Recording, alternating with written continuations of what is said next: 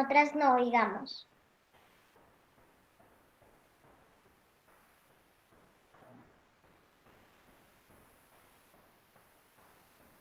Hola, amigas, amigos, amigues, amiguis de este espacio de todos los viernes llamado Punto de vista.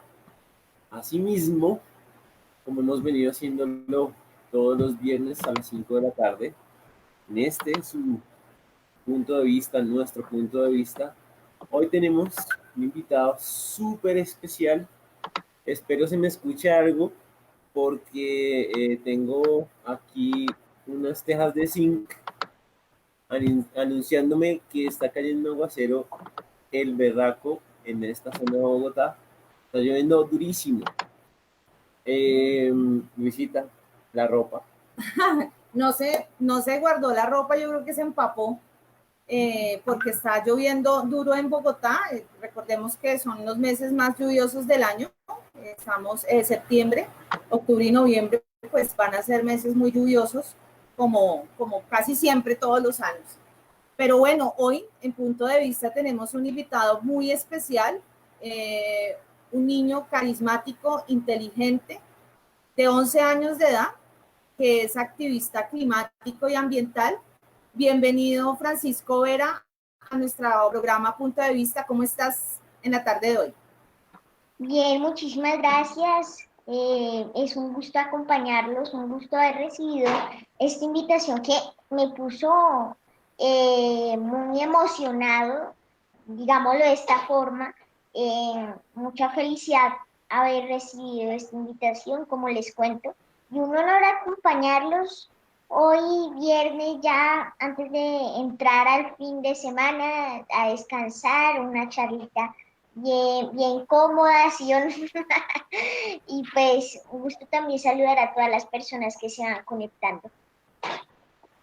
Sí, bueno, nuestro programa el día de hoy, Francisco, tiene que ver con hablar acerca de tu trabajo como activista ambiental.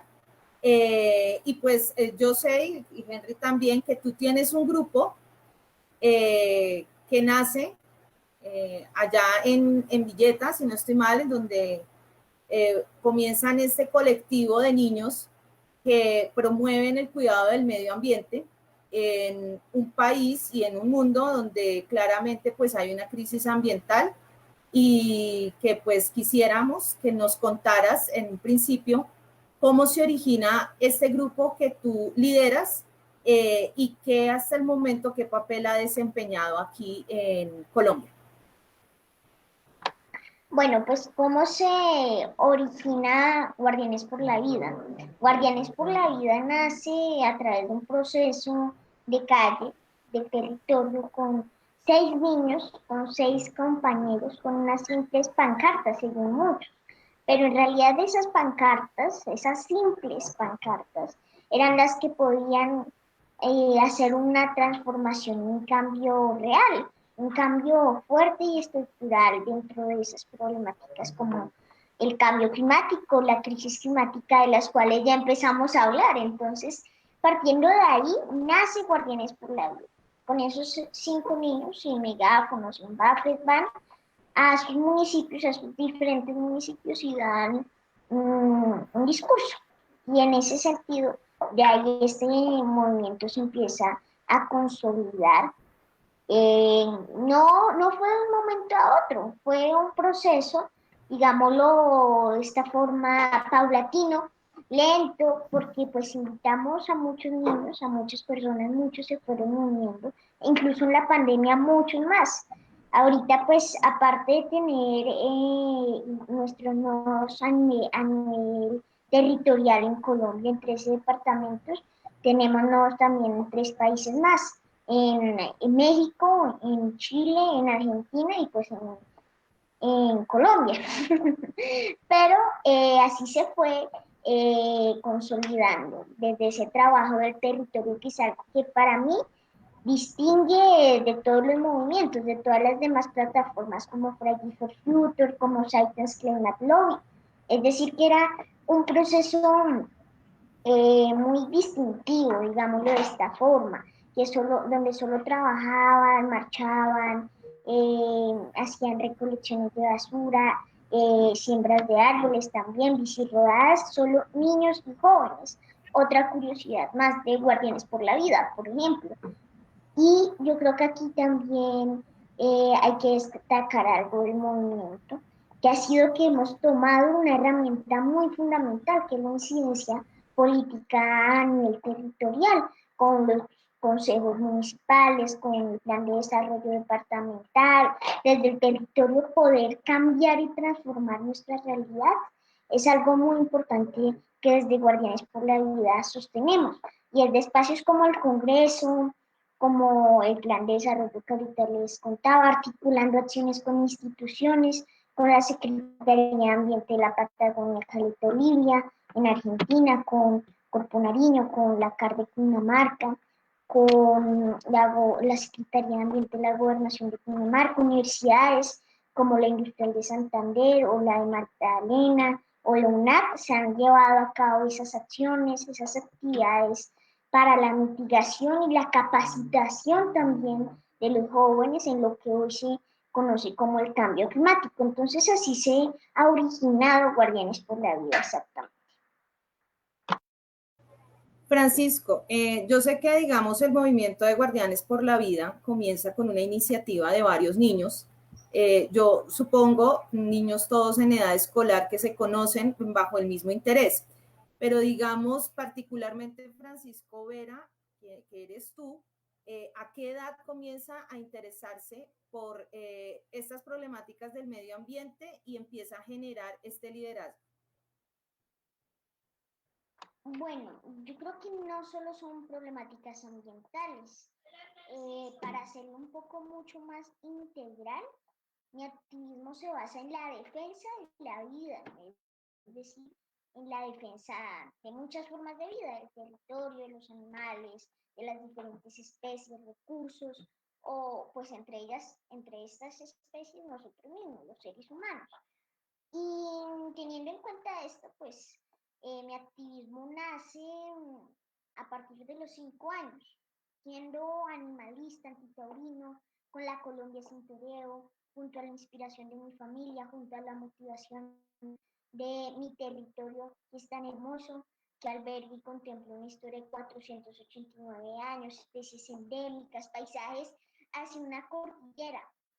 Entonces, eso fue algo que influyó mucho dentro de mi activismo y por eso desde ahí yo soy activista y como lo dije, no solo por causas ambientales, sino por causas por la educación, animalistas, también feministas, climáticas, sociales, en muchos casos.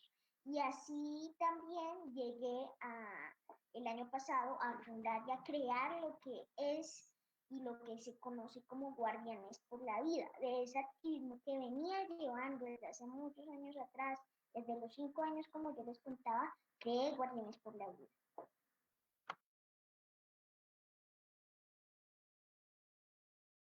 Listo, Francisco, disculpas que teníamos una dificultad técnica, Sí, entonces, sí, así es. Pero bueno, qué interesante, Francisco, saber. Nosotros vivimos en un ambiente en donde, digamos, se hace un poco escasa, se hace oscuro el panorama. Tenemos como una sensación un poco complicada porque, digamos, hay muchas diferencias entre cómo han venido siendo nuestras cotidianidades frente a las que necesitamos asumir para tener otras condiciones precisamente en términos de lo que tú mencionabas, que es decir, construir un sistema, un ambiente en el cual todos podamos existir. Digamos, para ti, mi hermano, ¿en dónde se encuentran esas, digamos, problemáticas más duras para que las personas puedan tener un cambio frente al futuro? ¿Cómo ves tú esa imagen que nos, digamos, entrega el ambiente en este momento? ¿Cuál es el panorama? El panorama exactamente en qué términos, en términos de la voluntad política que hay por parte de los gobiernos, de la Me parece, ciudadanía. muy importante lo que acabas de mencionar, por ejemplo. Ah, o sea, en términos integrales de todos los Sí, actores. sí, sí. Ah, Me ok. encantaría ver cuál es tu posición, digamos, tú hablas yo soy activista, quizás me parecería muy importante permitir que o sea, servir como puente que siento ha sido el papel de las redes para ti es bien importante. Nosotros queremos escuchar un poco desde cuál panorama estás tú sustentando quizás tu posición. Desde el panorama de todas las problemáticas y causas que hay actualmente, por un sistema de pensamiento específicamente, por un sistema de pensamiento patriarcal que ha generado expresiones como el machismo, como el especismo, como el clasismo, como el racismo, y muchas más que hay que mitigar. Es decir, que a lo que voy es que se basa en un cambio por la visión que debemos tener desde el biocentrismo, desde la vida en el centro, como lo dice esta palabra, porque pues por ahora nos regimos por una sociedad antropocéntrica que privilegia al hombre. De ahí viene ese concepto del antropocentrismo. Y hay que ser abiertos a la vida, es decir, que aquí no podemos decir que tenemos una visión biocéntrica cuando decimos que esta causa es por nosotros. Esta causa no es por nosotros, es por todos. Y por todo no hablamos de tú, Luis, de mí, de nuestros compañeros técnicos, de todos los seres humanos, sino de todas las formas de vida, como los animales, el territorio, de las cuales ya hemos venido hablando, que ya les nombré. Y teniendo en cuenta estos, pues en eso se basa mi activismo, realmente, en eso lo he enfocado, en ese cambio de pensamiento que debemos realizar ya, que debemos transformar ya, porque se acaba el tiempo y vemos cómo toda Latinoamérica está en llamas y los gobiernos aún así no toman acciones para la vida. La ciudadanía hace presión para que al menos, por ejemplo, en el segundo país más biodiverso del mundo no hayan pilotos de fracking, no se explote la Amazonía, por ejemplo, no se exploten más a los animales a través de técnicas como el testeo animal. Entonces, pues así yo veo ese panorama. La ciudadanía es consciente de su poder y la ciudadanía pues hace que su poder se fortalezca junto a la niñez, a la juventud, junto a espacios de participación, junto a mecanismos de participación a través de la incidencia política, la democracia ambiental y muchas herramientas más. Y así, pues los que veo realmente flojos son a los gobiernos. Hoy Donald Trump, por ejemplo, no asume que los incendios que hay en Oregón, en California, que llegan a cubrir el cielo rojo en Nueva York, pues son por el cambio climático. No, que es un problema forestal, entre comillas. Bueno, presuntamente, digámoslo de esta forma, porque no está de ninguna de las dos partes confirmados, aunque ya sabemos que el cambio climático es una realidad, e independiente de estos incendios, sí está presente en el planeta. Hoy el 20%, bueno, hoy no, pero bueno, para contextualizarlo un poco, el 20% de las emisiones de efecto invernadero en Europa han aumentado. El 68% de la pérdida de biodiversidad en todo el mundo ha aumentado. Las regiones más afectadas y las que van a asumir las consecuencias sociales, económicas, políticas, ambientales son Latinoamérica y Caribe. Es decir, que al final, ¿qué es lo que sucede acá? Para tener un mapa, digamos, en ese sentido. A Latinoamérica la explotan y Latinoamérica, Abya Yala, que es un concepto muy antiguo de los pueblos originarios indígenas, que pues dicen que es el verdadero nombre de Latinoamérica, reivindicando estas causas, pues yo le digo a Latinoamérica Abya Yala, y a Abya Yala la utilizan sus recursos para explotarlos desde hace 500 años, desde la colonización, perdón. Y así, aún así, los explotan y toman esta región, este territorio, para transformar una economía a nivel mundial, como lo dicen las venas abiertas de América Latina, que es un libro, pues tras del hecho, los más afectados, quienes van a ser Latinoamérica, Yala, nuevamente. aparte de que son utilizados y aparte de que se explotan los recursos de este territorio, también son los más afectados. Entonces ahí es donde debemos reflexionar frente también a esas luchas que deben reivindicar el territorio, que es algo muy fundamental, que no se abandone el territorio. Entonces, ahí está un poco el panorama que les digo. Sí, Francisco, ya que tú mencionas a este libro, además que muchas generaciones lo han conocido, Eduardo Galeano, yo quería preguntarte el papel, digamos, del colegio, de la escuela. Básicamente, ¿tú sientes que en la escuela, que yo sé que tú aún estás en edad escolar, eh, ofrece el suficiente conocimiento, las suficientes herramientas para que los estudiantes puedan comprender la situación grave que está viviendo, que estamos viviendo con la situación de cambio climático en el planeta en la actualidad? Yo creo que ninguna de las formas y de los contextos históricos que están sucediendo, ni con la pandemia, la educación está tomando enseñanzas o está tomando esta realidad, este contexto histórico, social, territorial, como sea, para al menos enseñarle a los jóvenes cómo nos podemos cuidar de la pandemia o cómo podemos mitigar o adaptar pedagogías para el cambio climático o con muchas problemáticas más que hay en toda la sociedad. Es decir, que aquí hay que, como les dije, ser abiertos a la vida. Y la vida son muchas formas que se ven afectadas. Es decir, que el cambio climático es una de ellas, de esas problemáticas, pero la pandemia igual.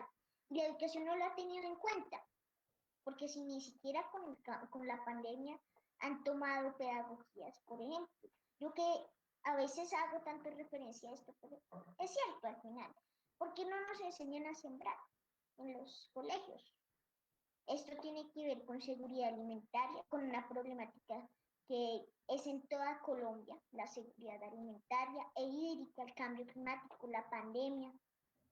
Porque, por ejemplo, en una tarea de inglés, ¿por qué en inglés no nos dejan un video de medidas de bioseguridad para proteger nuestro autocuidado, para rectificar nuestro autocuidado, nuestro bienestar personal? Y aparte, aprendemos inglés y sabemos cuáles son las medidas de bioseguridad. Ahí está. Entonces, pues yo creo que la educación sí le hace falta mucho por poder transformarse en esa realidad, poder enseñar, aprender a partir de esa realidad.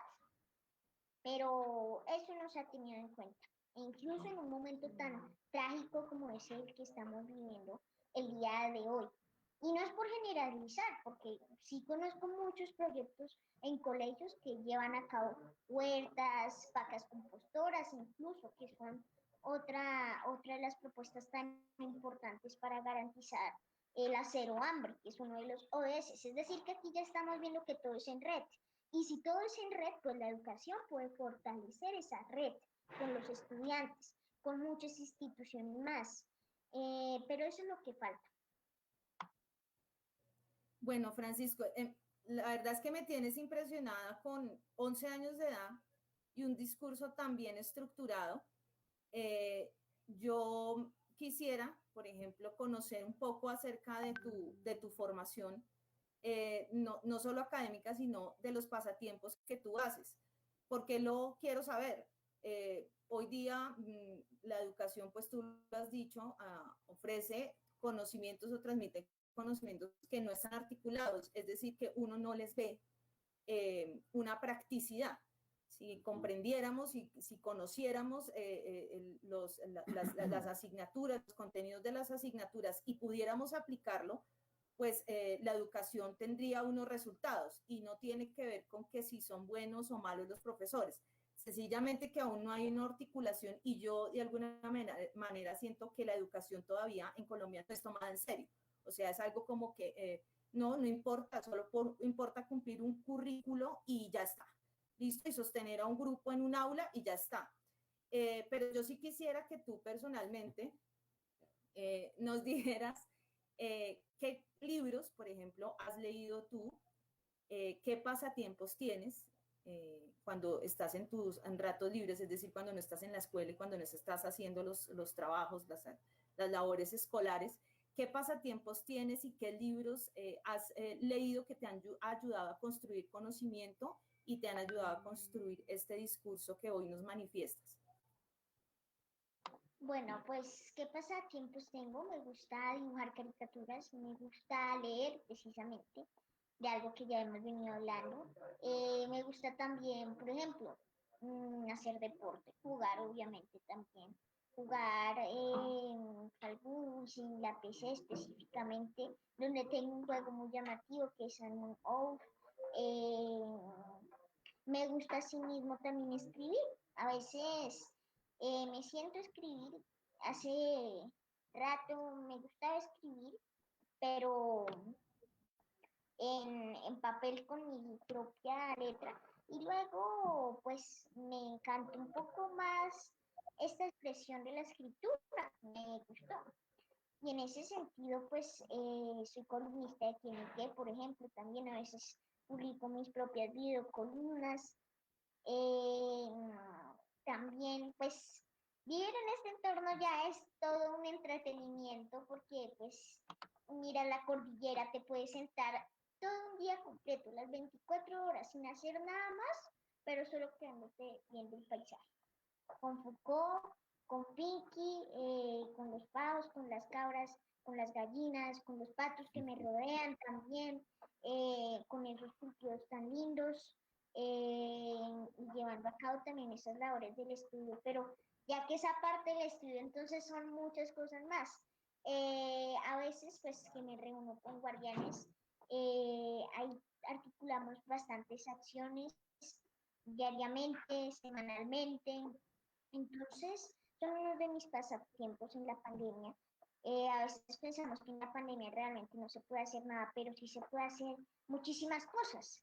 ¿Qué otra cosa me gusta hacer? Pues últimamente he estado investigando sobre los Draw My Life que he querido hacer, pero bueno, pues es otra parte del dibujo, del arte mucho más complicada, pero es una opción, por ejemplo, para tomarme un pasatiempo. Y me ¿Cómo? gusta ver, Perdón, sí, señor, Francisco, ¿cómo dijiste que se llama?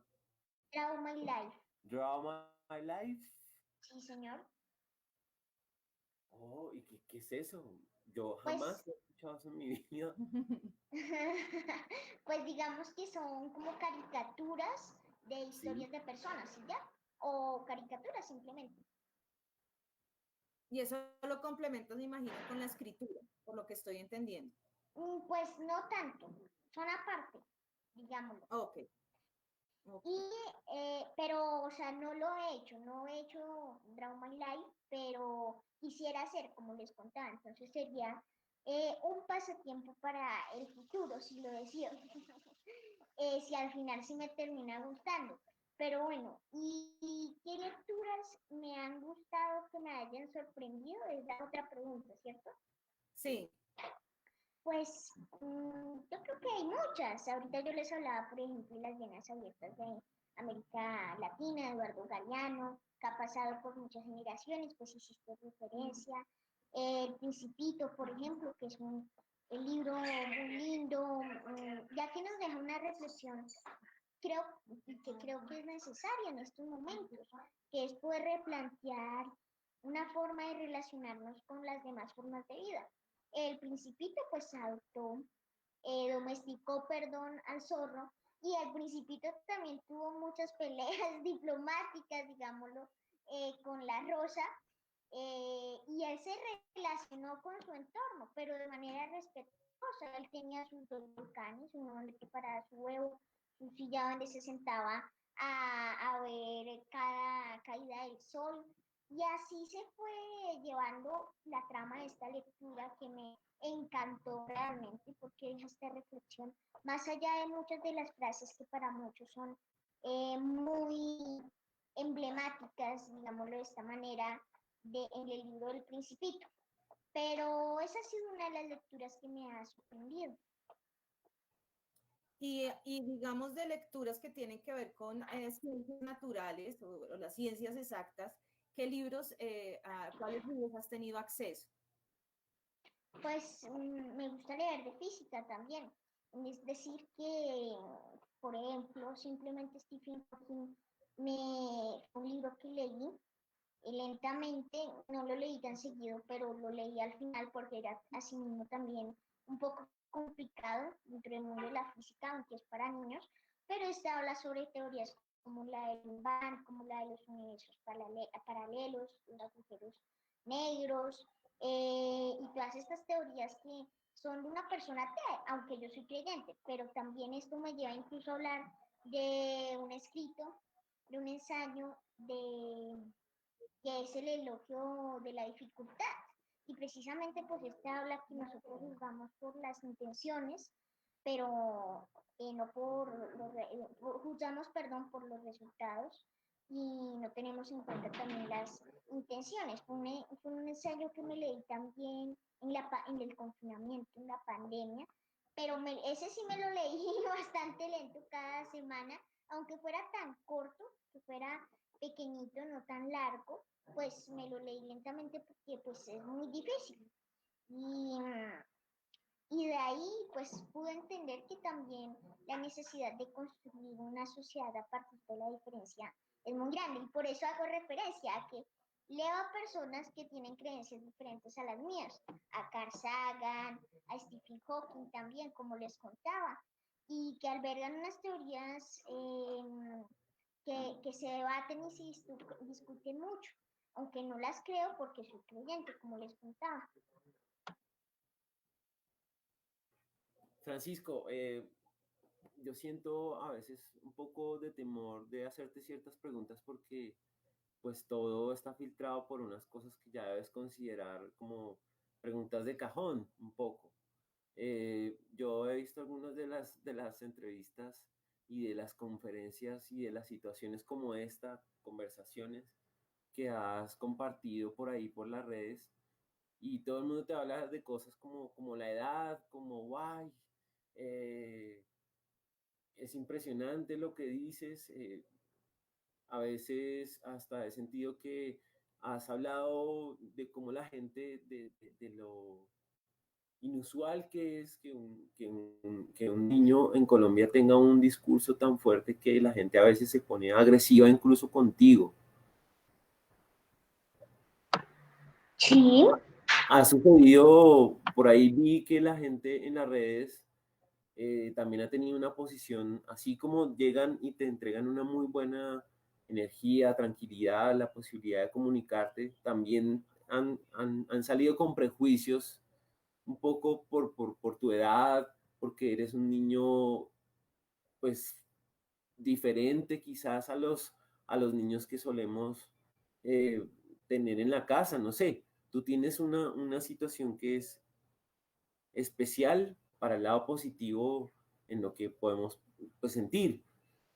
Nos agrada que una persona a temprana edad descubra la importancia de convivir, de estar todos en convivencia, cuando en la casa no hablamos de eso, no hablamos de esos temas.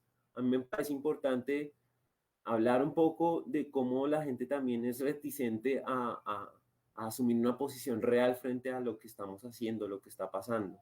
Y te han atacado por ahí, he visto. ¿Sí ha pasado? Pues sí, críticas que hacen parte del proceso de la vida, incluso de la universidad de la vida, en todas partes. Y digamos de algunas de esas críticas y a lo que digamos nos exponemos todos los seres humanos en cualquier momento de nuestra vida, sobre todo cuando hacemos visibles o públicos nuestras opiniones o nuestros puntos de vista, o sea, ¿cuáles te han herido, cuáles te han molestado? Que tú digas, uy, esto de verdad me ha desencajado, me ha producido sentimientos que no me han gustado. Pues me han gustado muchísimo porque en realidad hay muchas tan absurdas que me causan gracia. Ni siquiera las leo. pero, pero digamos que a veces veo críticas que son de verdad muy absurdas. quieren niños como Chucky. Yo no sabía, pero pues hay personas que lo quieren y desean niños como Chucky, por ejemplo. Pero bueno, hay críticas como esta. Pero ahí es donde digo que también hay que ver un lado positivo de esto, de la vida, hay que darle gracia, porque como les digo, no me causa ni siquiera tristeza, gracias. Y en ese sentido, bueno, también tristeza por la falta de argumentos en la sociedad, en muchas Exactamente. críticas tan desesperanzadoras realmente. Se me fue la paloma, ¿qué les iba a decir? Pues a veces, incluso lo positivo, ahí va, lo positivo es que se pudo visibilizar una causa en muchos casos, como la del fracking. Por una entrevista que tuve en W Radio, pues salieron muchas de esas críticas también, pero de ahí se visibilizó una causa a nivel nacional, que es algo muy positivo. Es decir, que un punto a favor de esta causa.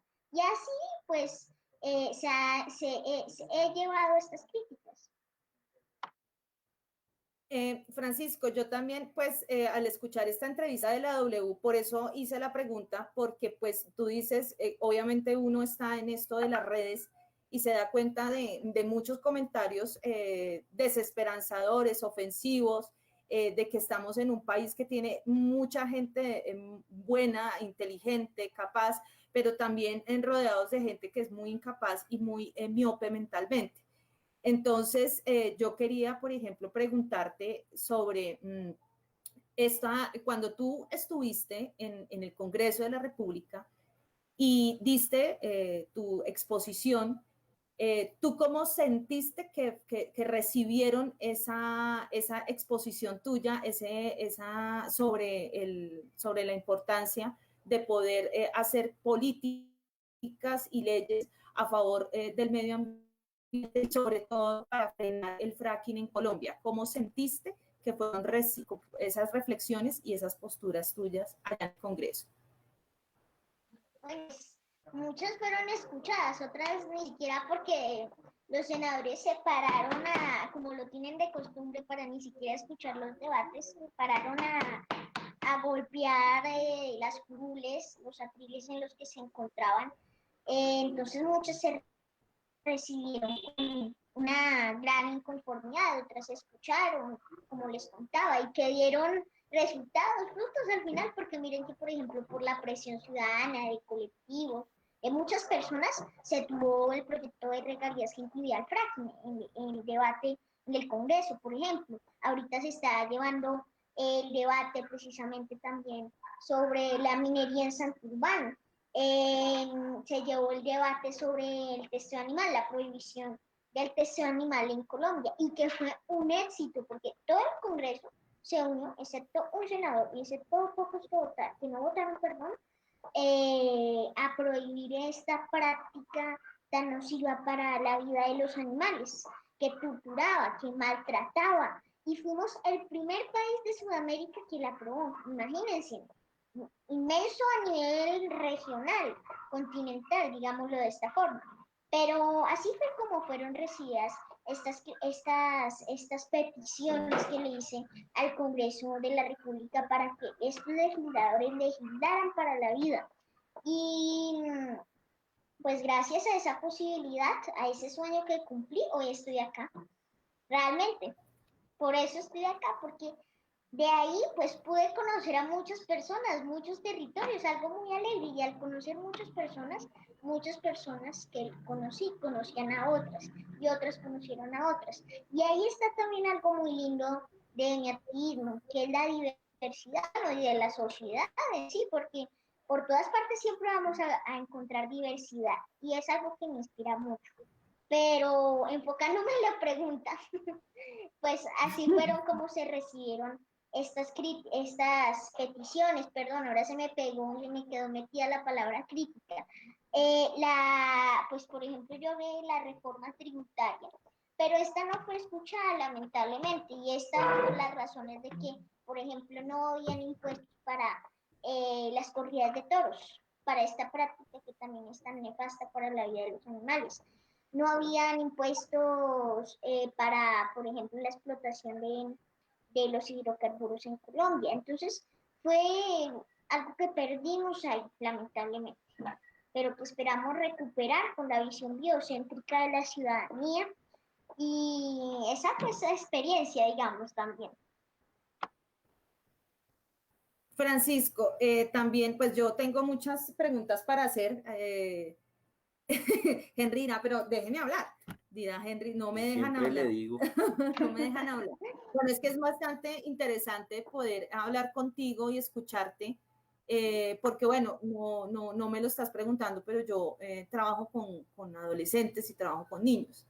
Y yo sé que hay muchos de mis estudiantes que en este momento están pendientes de esta entrevista y están escuchando.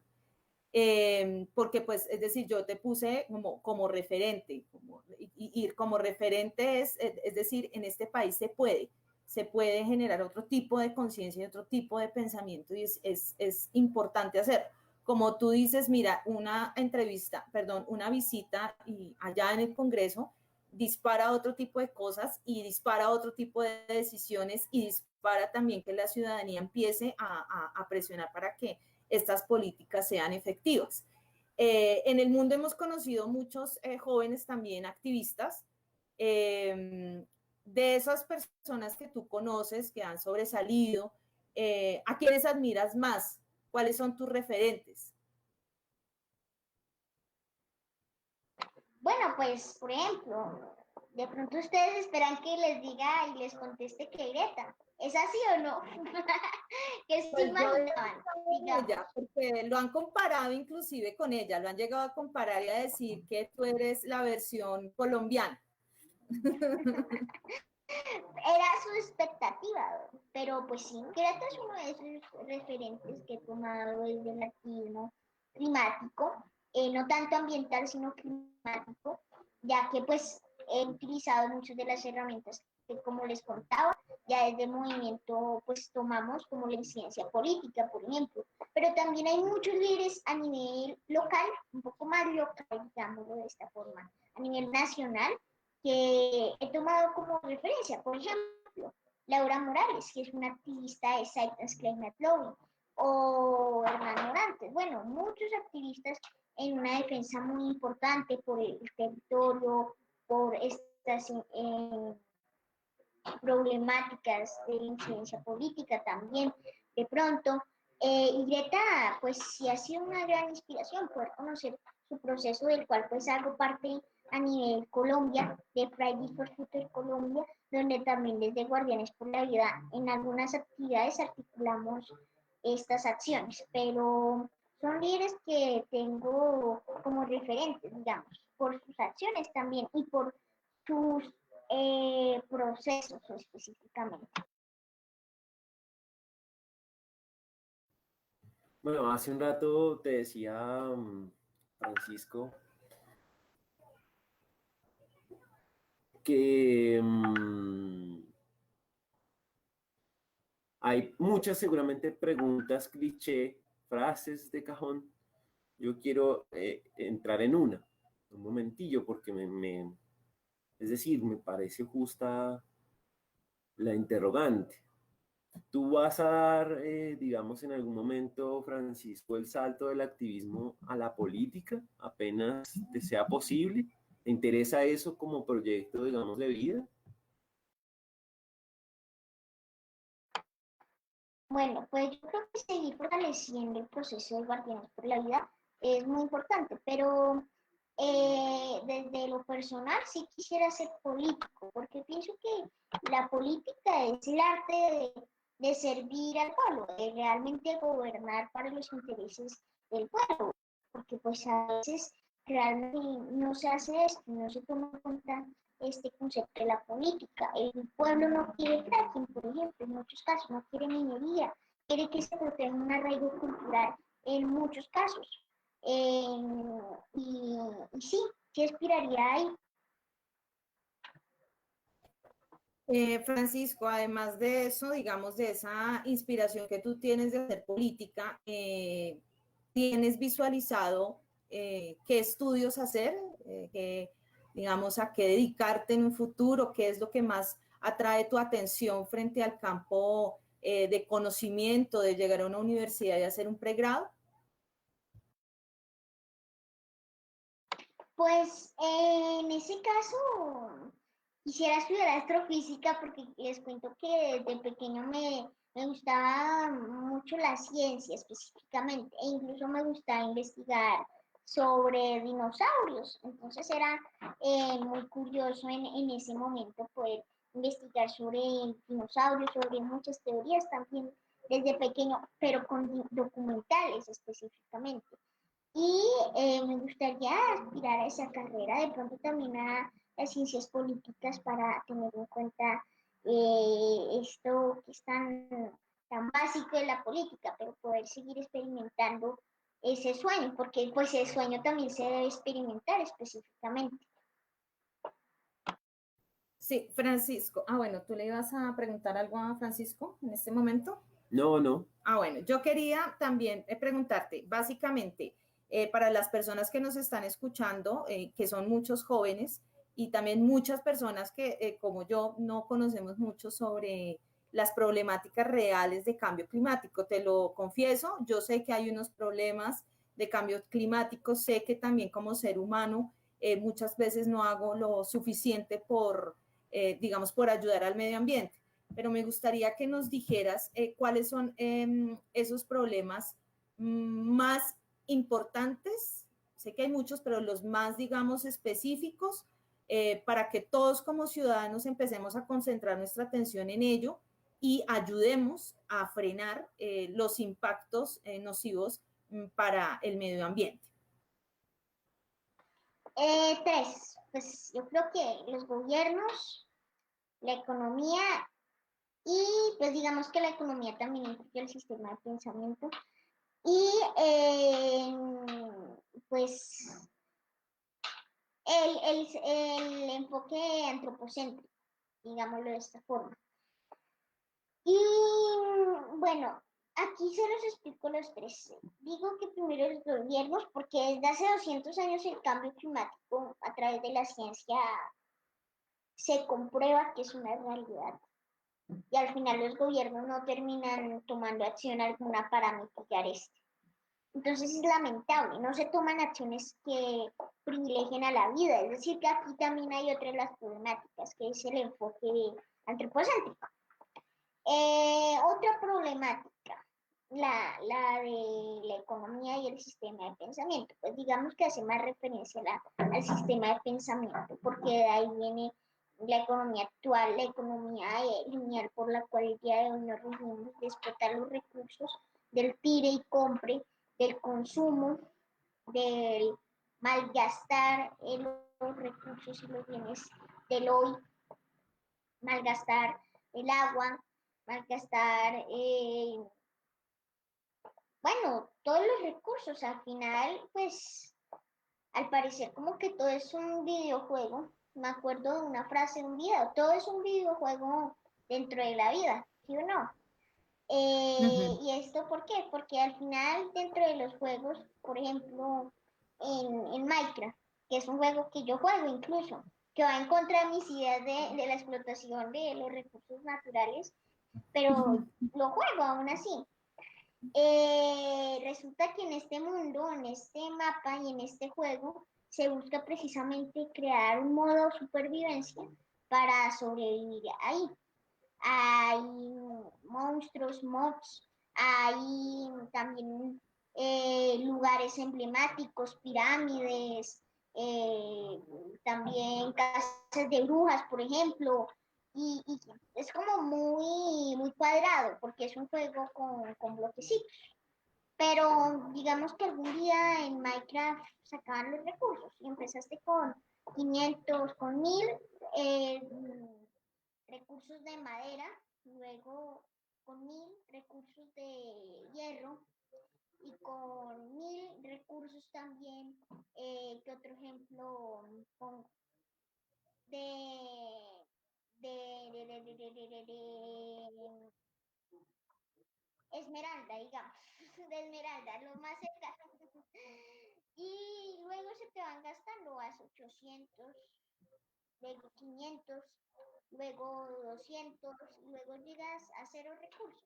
Y ahí todo es donde te das cuenta que al final acabaste con la vida y con las demás formas de vida, solo para subsistir tu forma de vida. Y estamos igual en la Tierra. Hay 500 de petróleo, 500 de carbón, 500 de agua. Y así lo estamos gastando. Pero a veces lo que al final sí nos va a quedar es 10.000 de basuras, de contaminación, de pérdida de biodiversidad. Y ahí es donde vamos a reflexionar realmente. Pero esa es una de las problemáticas que les contaba. Y la tercera, para finalizar esta respuesta, que ¿cuál es el nombre? Perdón, que se me olvidó. ¿Cuál es?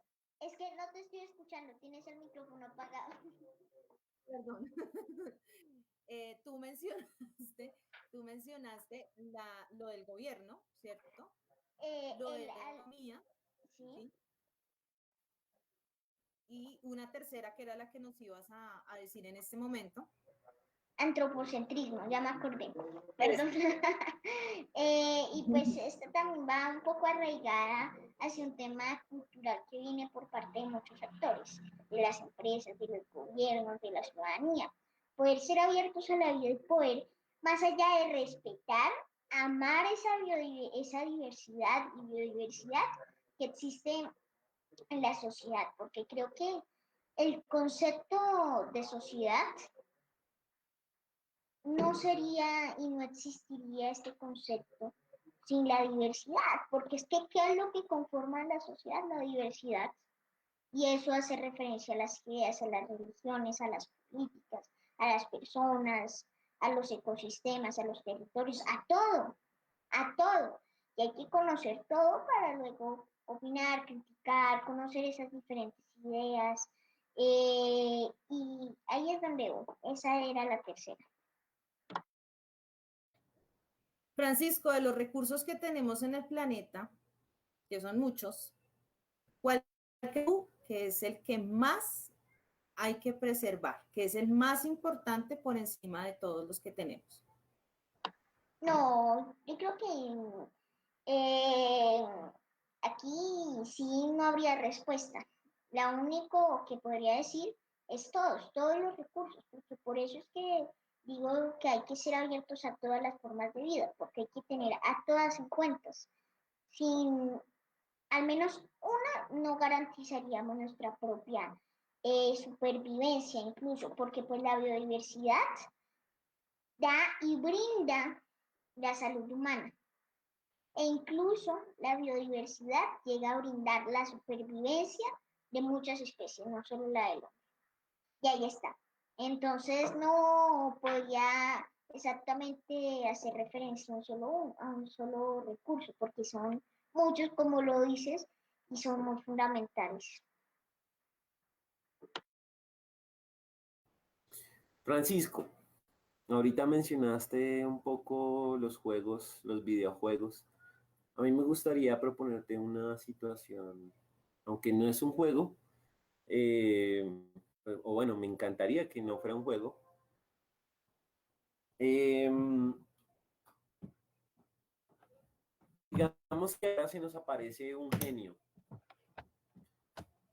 Se aparece un genio en tu camino y te dice, Francisco, 3 deseos. ¿Qué le pedirías? 3 deseos, pues 3 deseos. Bien difícil esa pregunta, nunca me la habían hecho.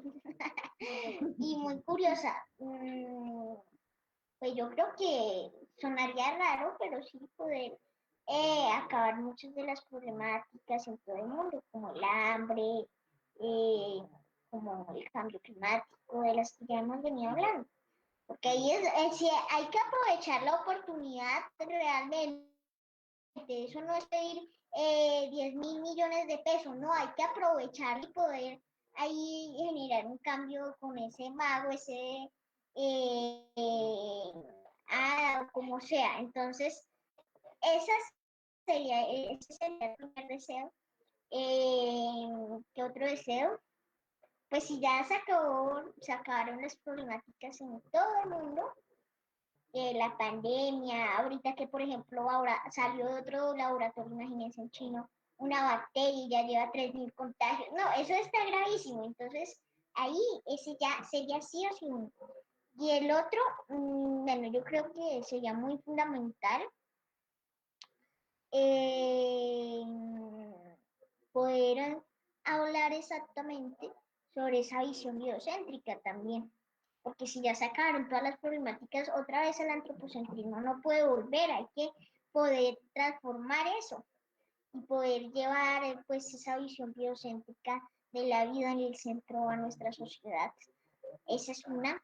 Y yo creo que la tercera es que se pueda conseguir la libertad en la sociedad, de poder dedicar nuestro tiempo a lo que nos vuelve felices, a lo que amamos, a lo que nos apasiona, porque si no, no somos libres. Entonces esa sería la tercera. Sí, esos serían los tres. Los tres deseos. Nada que ver con lo que nosotros hubiéramos pedido. Nada que... ¿Qué Porque hubieran tú pedido mencionaste los ustedes? libros. No, pues yo hubiera pedido, no sé, 100 millones de dólares, algo así. Pues Mentira. ahí es donde hay Ahí que está el aprovechar problema, sí. para garantizar la prosperidad de todos al final, para garantizar una vida digna en todos. Sí. Francisco, también quería hacerte la siguiente pregunta. Como ciudadanos, danos 3 recomendaciones ambientales que podemos aplicar todos En los lo días cotidiano, en lo eso. cotidiano. Sí, 3 recomendaciones que ayuden a mitigar los efectos del calentamiento global, de la contaminación del agua, que digamos para mí son como los más, no, sin decir que los otros no son importantes, ¿verdad? Porque yo sé que el cuidado a los animales, el respeto a los animales, el no tratarlos mal, pues es fundamental. Pues suponiendo que lo cotidiano tiene mucha injerencia, porque sabemos que realmente el problema tiene que ver con decisiones claramente políticas, no es, o sea, la responsabilidad es nuestra también, pero se necesitan unas políticas claras, eso lo entendemos. Pero Sí, pero en lo cotidiano, en lo digamos, cotidiano, digamos, como ¿qué aporta? ciudadanos. Pues esa aclaración me gustó mucho, me encantó. Y yo creo que ya la que les doy abarca a muchas más, incluso a muchas más problemáticas, que es el consumo ético.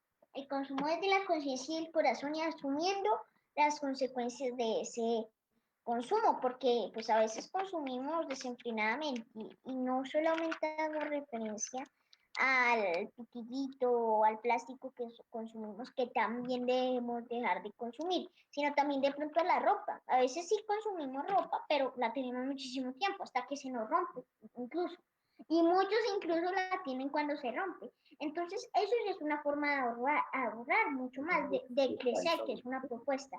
O si no, pues no consumir, mucho mejor, es mucho mejor no consumir esta industria textil que requiere tanta agua, que a veces viene de una explotación de los animales, viene una explotación hacia la mujer, infantil, con horas y horarios precarios, indignos. Pero también, por ejemplo, está el testeo animal. Ahorita hablábamos del testeo animal, pues a veces utilizamos champús, jabones, con los cuales, bueno, químicos con los cuales, perdón, vienen testeados en animales. Los químicos de estos han sido probados en animales. Entonces es otra cosa que debemos replantear dentro de nuestra cotidianidad y que les recomiendo, que es una forma de maltratar a los animales simbólicamente, ¿sí o no? Porque el maltrato no solo se da simbólicamente, sino cuando apoyamos este tipo de marcas que testean a los animales. ¿Qué otra forma de consumo? Bueno, también la carne, que trae muchas consecuencias, no solo matar a las vacas, que es lo que a veces muchos piensan, que a veces nos quedamos sin bosques en muchos lugares por la ganadería extensiva, o incluso se llega a dar la agricultura extensiva también. Entonces eso también hay que prevenir por una parte, pero por ejemplo también las vacas escupen metano, un gas que es 30 veces peor que el carbono.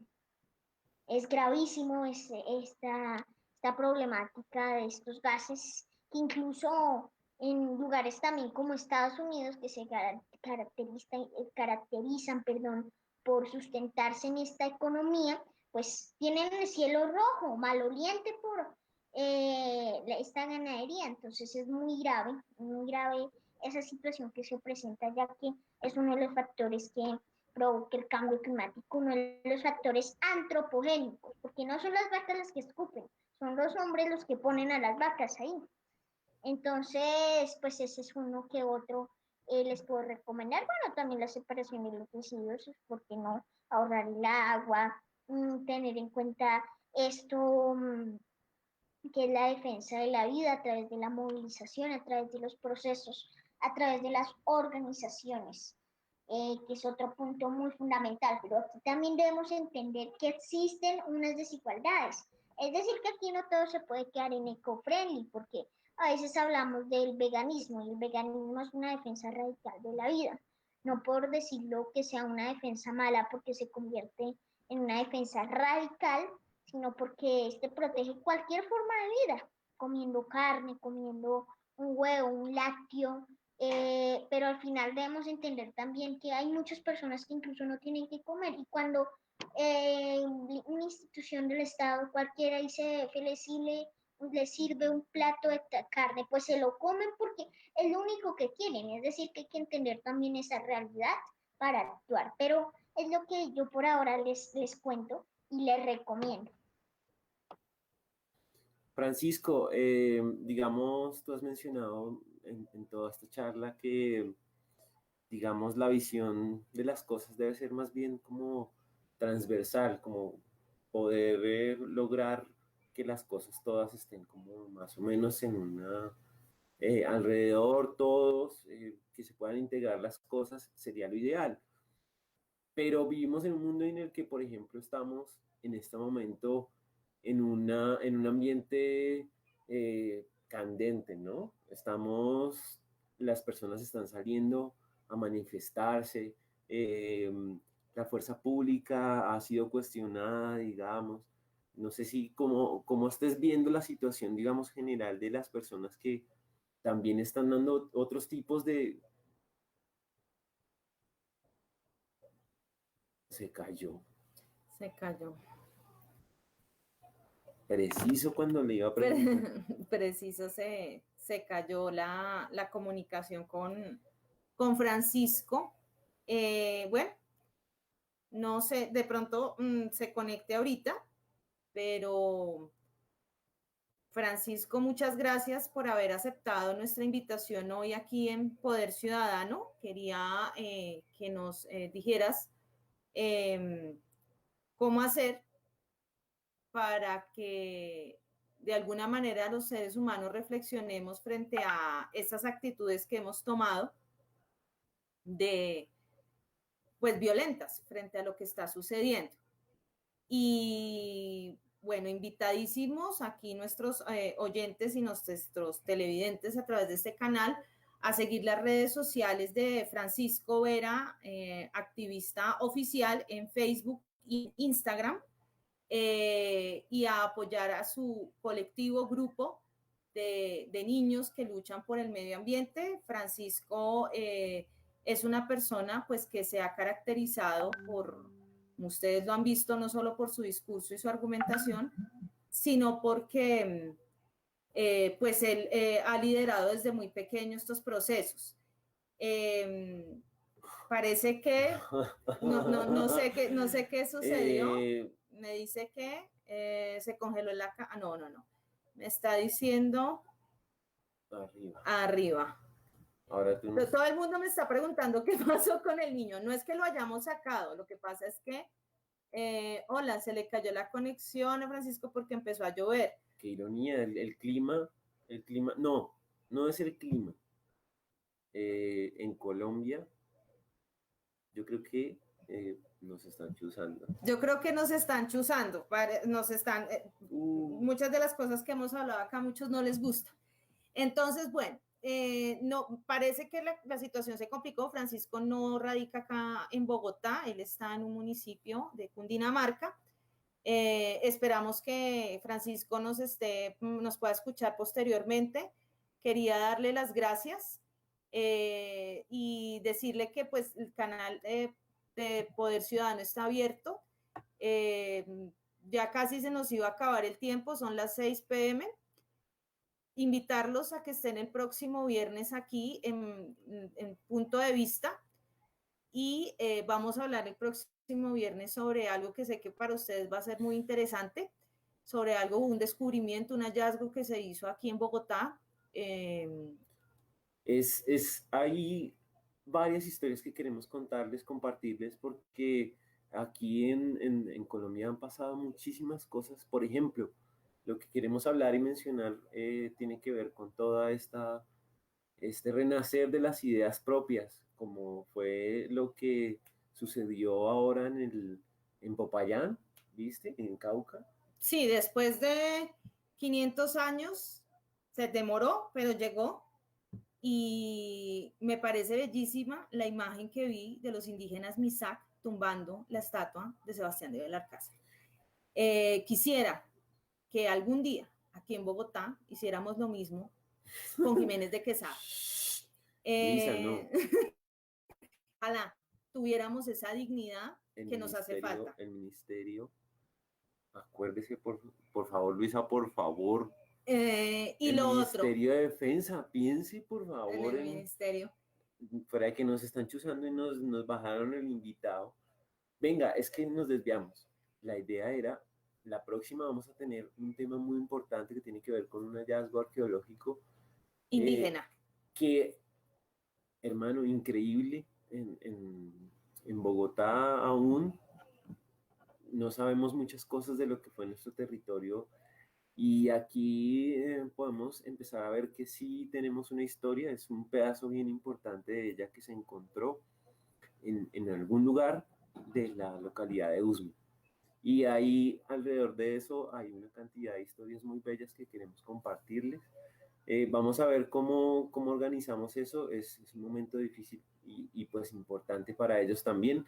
Entonces vamos a ver de qué hablamos con ellos, una organización, un grupo muy importante con una historia que les va pues, pucha, a fascinar. En serio. Si lo de Francisco estaba muy chévere, que gracias a quién sabe qué institución de escondidas. Nos quitaron no se nos cayó la señal. Bueno, entonces, dentro de 8 días, aquí en Punto de Vista 5 p.m. vamos a hablar acerca de ese hallazgo arqueológico importante para la capital, importante para Latinoamérica, es uno de los más importantes que se han hecho últimamente y es en territorio Bogotá. Entonces, nos vamos, nuevamente le damos muchas gracias a Francisco, sé que él nos está escuchando y nos vemos dentro de 8 días aquí por Poder Ciudadano. Radio y Televisión, hoy tuvimos una nómina de lujo con Francisco, pero como siempre, Natalia Castro Córdoba en la dirección ejecutiva. Asimismo, nuestro gran hermano Jorge Carreño.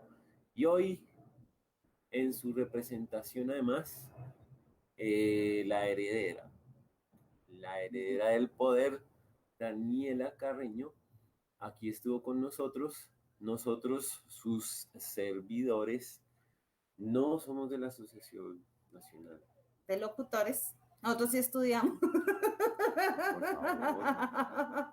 Bueno, nos vemos dentro de 8 días. Hasta luego. Cuídense muchísimo. Un abrazo. Hay mucho que decir.